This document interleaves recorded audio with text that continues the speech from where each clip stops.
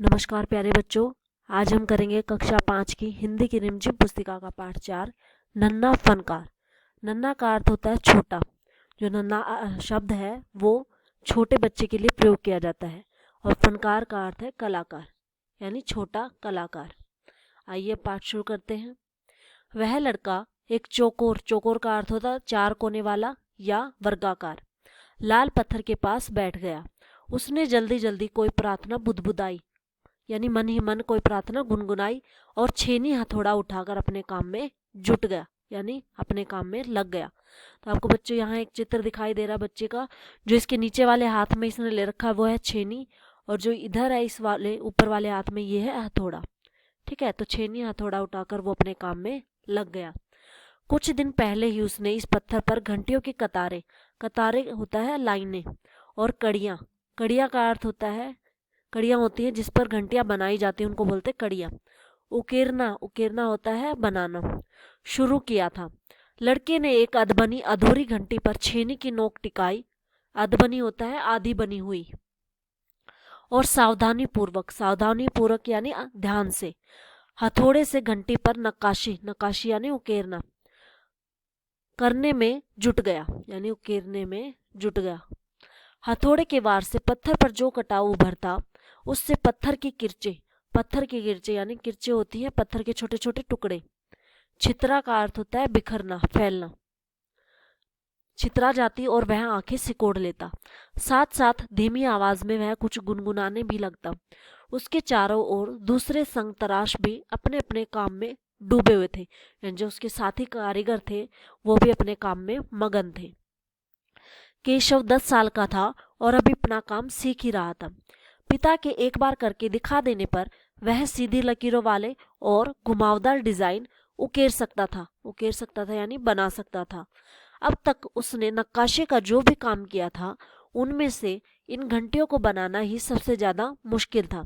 केशव जानता था कि एक दिन तो ऐसा जरूर आएगा जब वह बहुत बारीक जालियां, महीन नफीस, महीन होती है बारीक और नफीस होती है सुंदर या उम्दा, बेल बूटे, कमल के फूल, लहराते हुए सांप और इठलाकर चलते हुए घोड़े, ये सब पत्थर पर उकेर पाएगा, बना पाएगा, ठीक उसी तरह जैसे उसके पिता बनाते हैं।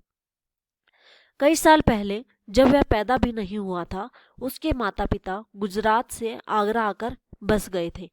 बादशाह अकबर उस वक्त, वक्त का अर्थ होता है समय, आगरे का किला बनवा रहे थे और केशव के पिता को यही काम मिल गया। केशव का जन्म भी आगरे में ही हुआ था। उसे गुजरात के पुश्तैनी, पुश्तैनी का अर्थ होता है पैतृक, गांव जाने का तो कभी मौका ही नहीं मिला। आगरे की गलियां और अब सिकरी, बस यही उसका घर था। चारों ओर हो रही छेनी हथौड़े की ठक ठक खड़खड़ के बीच केशव को किसी के कदमों की आहट, आहट यानी आवाज भी न सुनाई पड़ी। इसीलिए अचानक कानों में एक आवाज पड़ने पर वह चौंक गया यानी हैरान हो गया, आश्चर्यचकित हो गया। माशा अल्लाह, माशा अल्लाह प्रयोग किया जाता है हे भगवान के लिए, ठीक है। माशा अल्लाह, ये घंटियां कितनी सुंदर है, तुमने खुद बनाई है। पीछे मुड़कर केशव ने आंखें उठाई तो उसे एक आदमी दिखा। बेशक, बेशक मैंने ही ये घंटियां बनाई हैं। क्या मैं आपको पत्थरों पर नक्काशी करता नजर नहीं आ रहा? देखते नहीं मैं ही पत्थर को तराश रहा हूं। केशव ने बड़ी तल्खी से जवाब दिया। तल्खी होता कटुता या कड़वापन। दिखता तो है पर तुम इतने छोटे लगते हो ना, वह आदमी हंसते हुए बोला। मैं 10 साल का हूं। 10? अच्छा, वह आदमी पास पड़े पत्थर पर बैठते हुए बोला। तब तो काफी बड़े हो। मैंने भी 13 साल की उम्र में एक लड़ाई में हिस्सा लिया था। अब केशव उस आदमी को अच्छी तरह देख पा रहा था। उसकी उम्र रही होगी 30 से ऊपर, कद मंझोला, मंझोला का अर्थ होता है बीच का, ना ज्यादा बड़ा और ना ज्यादा छोटा, मंझोला था। वह सफेद अंग रखा होता है एक लंबा कोट और पाजामा पहने हुए था। उसके लंबे बाल गहरे लाल रंग की पगड़ी में अच्छी तरह से ढके हुए थे। लगता है कोई बहुत बड़ा आदमी है। केशव ने उस आदमी के गले में पड़ी बड़े बड़े मोतियों की माला और उंगलियों की अंगूठियों को देखते हुए सोचा। तीखी नाक, बड़े बड़ी आंखें, होठों को ढकते हुए नीचे की तरफ आती घनी मूछें। केशव उस आदमी के व्यक्तित्व, व्यक्तित्व का अर्थ होता है किसी व्यक्ति का व्यवहार, उसका बोलचाल, उसके नैन नक्श, ये सभी आते हैं व्यक्तित्व के अंतर्गत। ठीक है। का मुआयना, मुआयना का अर्थ होता है जांच। कर ही रहा था कि तभी उस आदमी ने एक नक्काशी की तरफ इशारा करते हुए कहा, इस लड़ी में अभी भी काफी काम बाकी है। इससे पहले कि केशव कोई जवाब देता, उसने किसी के तेजी से दौड़कर आने की आवाज सुनी। यह और कोई नहीं, महल का पहरेदार था। हुजूर माफ करे, मुझे आपके आने का पता ही नहीं चला, हांफते हुए उसने कहा। फिर वह मुड़कर भोचंक, भोचंक यानी हैरान, से खड़े केशव को घूरते हुए बोला, बेवकूफ खड़ा हो, हुजूरे आला के सामने बैठने की जरूरत होता है हिम्मत या साहस। कैसे की तूने?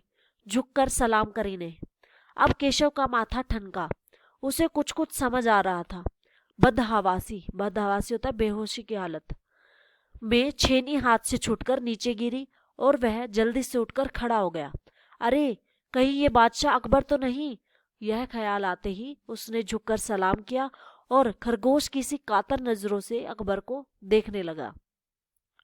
अकबर को पहरेदार की यह दखलंदाजी, दखलंदाजी का अर्थ होता है बीच में टोकना, भली भली होते अच्छी न लगी।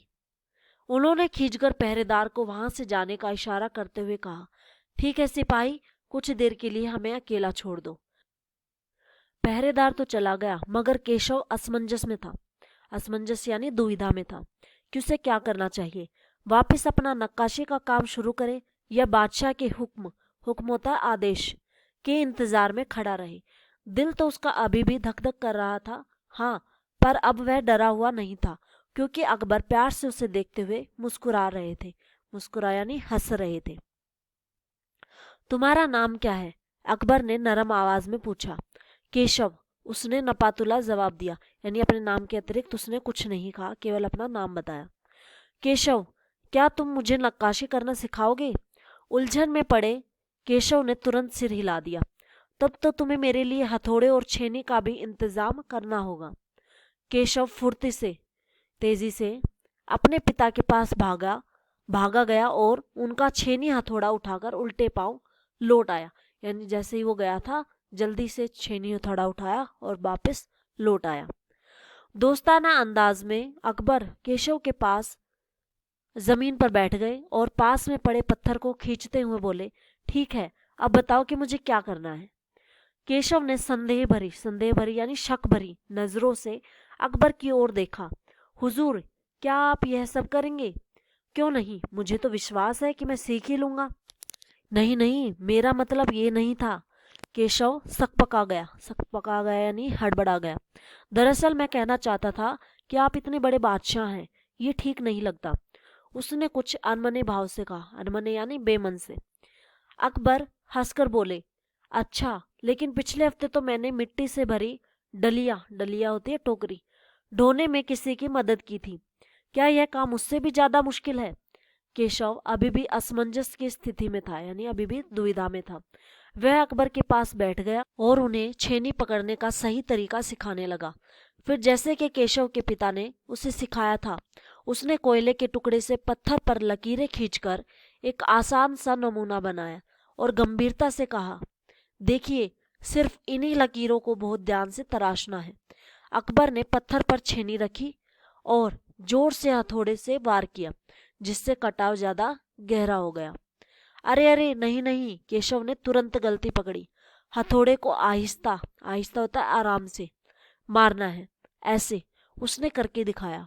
और हाँ, अपनी आंखें थोड़ी मीच कर रखे, यानी बंद करके रखे, वरना किरचे, किरचे बताई थी मैंने आपको, पत्थर के छोटे टुकड़े उड़कर आंखों में चली जाएंगे। अकबर मुस्कुराए, जी हजूर। जवाब में केशव भी मुस्कुरा उठा।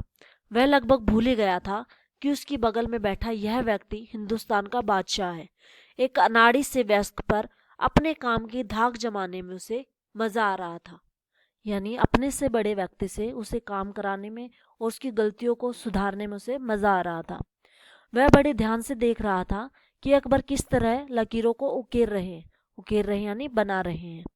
बादशाह से जरा सी भी चूक हो जाने पर फौरन उसकी त्योरियां चढ़ जाती। जरा सी यानी थोड़ी सी भी चूक यानी गलती, फौरन तुरंत। ठीक है, तो बादशाह से थोड़ी सी भी गलती हो जाने पर तुरंत उसकी त्योरियां चढ़ जाती थी। काम करते करते अकबर पूछ बैठते, केशव सही नहीं है क्या? और केशव सिर हिलाकर अपनी असहमति जता देता। असहमति होता है विचार ना मिलना, अपनी राय ना मिलना। अकबर इत्मीनान, इत्मीनान होता है आराम से, बैठ गए और केशव को काम करता हुआ देखने लगे। अपने काम में खोए हुए उन दोनों को इस बात का एहसास नहीं हुआ कि आसपास मौजूद दूसरे संग तराश उन्हें बड़े कौतूहल से देख रहे हैं, यानी उन्हें एक टिकरी लगाकर देखे जा रहे हैं। अकबर ने गौर किया यानी ध्यान दिया कि केशव पत्थर पर बने नमूने को ही नहीं तराश रहा था, बल्कि अपनी तरफ से भी उनमें कुछ जोड़ रहा था, जिससे वे डिजाइन ज्यादा खूबसूरत लग रहे थे।